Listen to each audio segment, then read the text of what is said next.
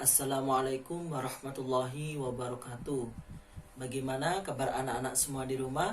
Semoga tetap dalam keadaan semangat, sehat walafiat, dan juga istiqomah mengajinya.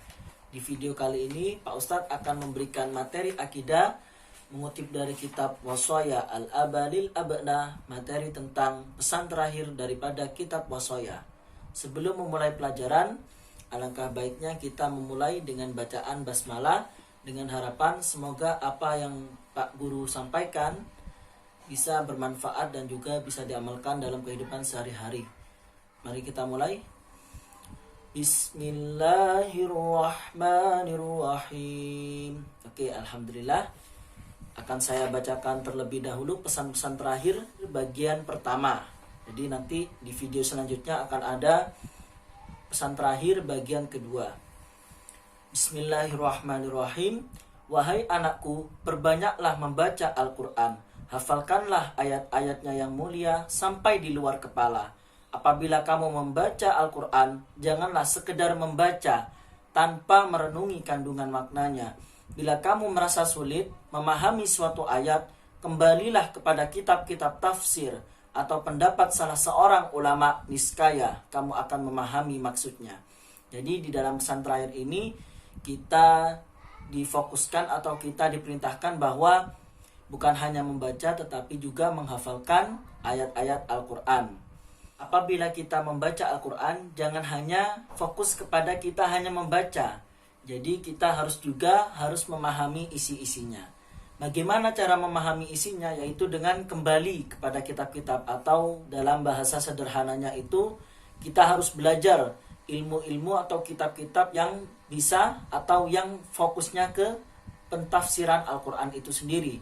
Seperti misalnya diajarkan dalam pondok pesantren, yakni Nahwu Shorof. Itu bagian daripada kita membaca kitab. Dalam kitab kuning biasa diajarkan dalam pondok itu dasar-dasarnya adalah kitab Nahwu Shorof, karena berkaitan dengan bahasa dalam Al-Quran seperti itu, yaitu bahasa Arab. Lalu bila masih tidak mengerti ataupun masih bingung, bisa berguru atau mengutip daripada pendapat-pendapat salah seorang tafsir Al-Quran seperti itu. Dilanjutkan, wahai anakku, jauh sekali perbedaan antara orang yang membaca Al-Quran tetapi tidak dapat memahami maknanya dengan orang yang membaca Al-Quran sedangkan makna yang terkandung hadir di sanubarinya. Ada sebuah perbedaan yang sangat jauh dari orang yang pertama, yakni orang yang membaca Al-Quran tetapi tidak memahami maknanya, dengan orang yang membaca Al-Quran tetapi paham maknanya atau isinya seperti itu. Sampai-sampai diibaratkan bahwa yang pertama tadi bagaikan orang buta yang berjalan tetapi tidak dapat melihat sesuatu. Artinya tidak tahu arah jalan menuju tujuannya tersebut. Lalu yang kedua ini adalah orang yang diibaratkan sebagai orang yang bermata atau orang yang bisa melihat tapi takut terpeleset.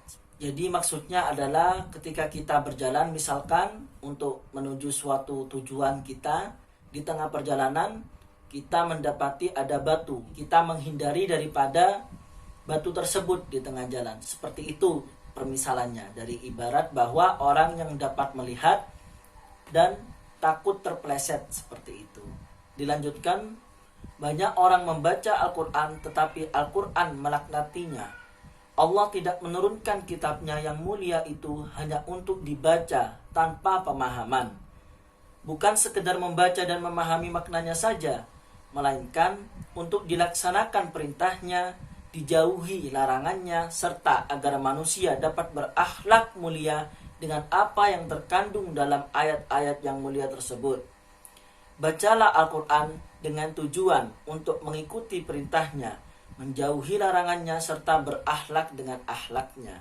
Jadi Al-Quran ini adalah sebagai pedoman hidup kita, panduan untuk bagaimana cara kita hidup, bagaimana kita menggunakan tubuh kita dari kepala hingga kaki ini menuju kebaikan dan juga meraih ridha Allah Subhanahu wa taala. Dituliskan di sini juga bahwa menjauhi larangannya serta berakhlak dengan akhlaknya. Al-Quran diturunkan pada zaman jahiliyah. Pada zaman jahiliyah tersebut, orang-orang pun menyembah berhala lalu melakukan perbuatan yang tidak baik atau tercela. Jadi turunnya Al-Quran di sini adalah sebagai pedoman, sebagai panduan. Jadi turunnya Al-Quran ini seketika adalah untuk memperbaiki atau untuk membimbing umat-umat jahiliyah atau orang-orang jahiliyah ini menuju kebaikan untuk meraih ridha Allah Subhanahu wa taala. Jadi kesimpulannya adalah kita sebagai manusia, hamba-hamba Allah Subhanahu wa taala, kita diharuskan memperbanyak bacaan Al-Quran dan juga jangan lupa menghafalkannya. Di samping itu, kita harus juga memahami maknanya. Agar apa? Dalam menjalani hidup, kita mendapatkan hikmah dari kisah-kisah umat-umat terdahulu. Jadi dalam Al-Quran itu isinya beragam. Jadi perintah sholat, perintah puasa, perintah bersedekah, menjauhi perbuatan tercela. Lalu juga ada untuk menuntun kita menuju pribadi yang lebih baik. Jadi misalkan mata untuk melihat yang baik-baik, mulut untuk berucap-ucap yang baik, tangan untuk bisa memberi, jadi bersedekah, ya seperti itu.